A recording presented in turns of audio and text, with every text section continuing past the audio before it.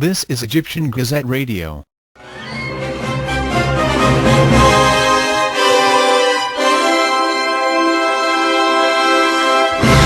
Egyptian Gazette Radio latest news.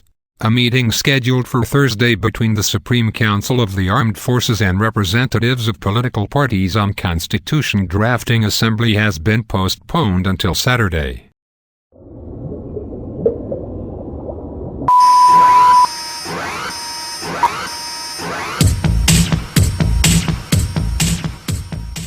The Supreme Presidential Election Commission has finally announced an official list of candidates for Egypt's first post-revolution presidential election scheduled for 23-24 May. The final official list includes 13 candidates, including Ahmed Shafik, who was the last prime minister to serve under ousted President Hosni Mubarak.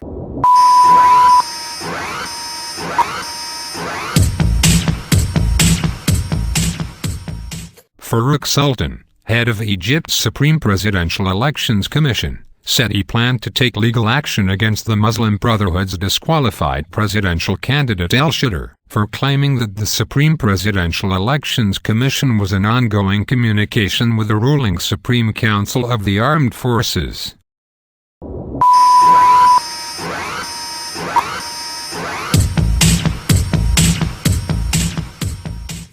Masses to mark 40 days since the death of Pope Shenouda III will take place Wednesday at Cairo's Abbasiyya Cathedral and the St. Bishoy Monastery in Wadi al-Natran, where the Pope is buried.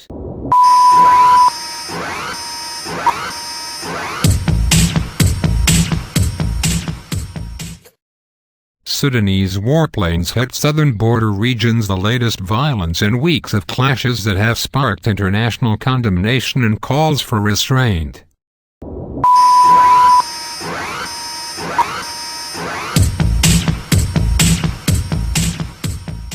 The first genocide suspect to be transferred by the International Criminal Tribunal for Rwanda made his debut appearance in a domestic court.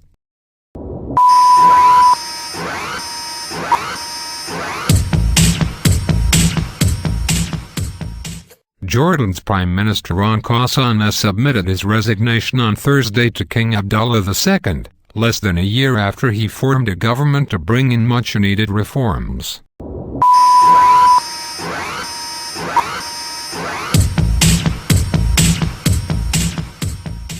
Egyptian stocks have closed the week fractionally in the green. The benchmark X30 up 0.54% at 4,934 points by the end of Thursday's session. The broader X70 also edged up 0.17%. Total market turnover was $536.3 million, with Mobile and F. Hermes seeing the heaviest drain.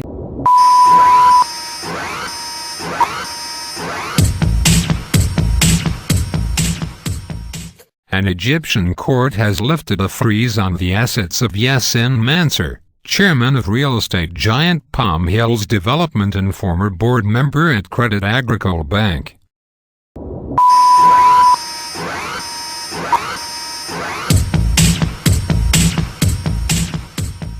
Dubai announced on Thursday that it has raised $1.25 billion from the sale of 2 tranches of Islamic bonds and that the proceeds will be used for debt refinancing and general budgetary purpose.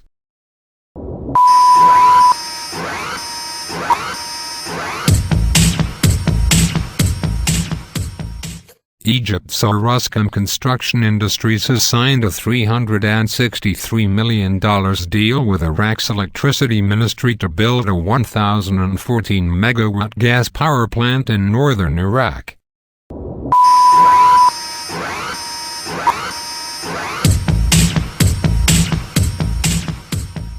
The manager of Egypt's national team has given the all-clear for its Somali players to participate in the club's friendly game against Espanyol on 18 May. Coach Bob Bradley had previously refused to let Somali players with international commitments take part as the national side is due to begin a closed camp to prepare for international championships.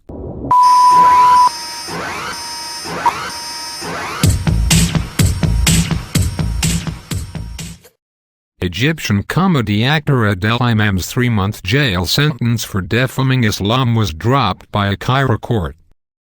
Similar charges against filmmakers Nader Galil, Mohammed Fadel and Sharif Arifah and writers Lenin El Ramli and Wahid Hamd were also dropped.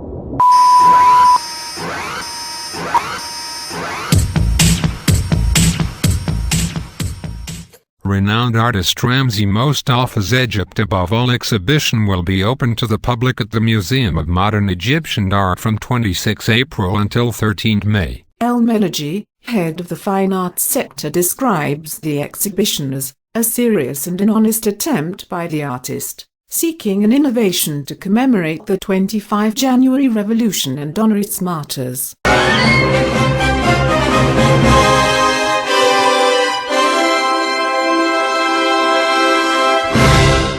This is Egyptian Gazette Radio.